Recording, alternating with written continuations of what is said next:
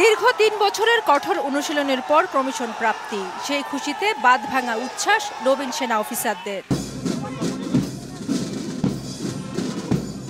মঙ্গলবার সকালে চট্টগ্রামে বাংলাদেশ মিলিটারি একাডেমিতে অনুষ্ঠিত হয় শীতকালীন রাষ্ট্রপতি কুচকাওয়াজ। এতে প্রধান অতিথি ছিলেন সেনা প্রধান জেনারেল ওয়াকারুজ্জামান। সালাম গ্রহণ ও কুচকাওয়াজ পরিদর্শন শেষে নবীন ক্যাডেটদের শুভেচ্ছা জানান তিনি।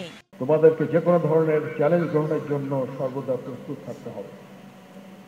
সামরিক চেতনা ও মূল্যবোধকে সমুন্নত রাখতে এবং যে কোনো সিদ্ধান্ত গ্রহণের ক্ষেত্রে দেশপ্রেমকে সর্বাধিক গুরুত্ব দিতে হবে। পরে পুরস্কার তুলে দেওয়া হয় সেরা চৌকস ক্যাডেটদের হাতে। প্রশিক্ষণে কৃতিত্ব অর্জনের জন্য সোর্ড অব অনার পান আজমাইন ইশরাক। শৈশব থেকে আমি স্বপ্ন দেখেছি যে সেনাবাহিনীতে যোগদান করব, আজ সেই স্বপ্ন আমার পূরণ হয়েছে। এবার 89তম বিএমএ দীর্ঘমেয়াদী কোর্সে 184 জন এবং 60তম বিশেষ কোর্সে 20 জন অফিসার ক্যাডেট কমিশন লাভ করেন।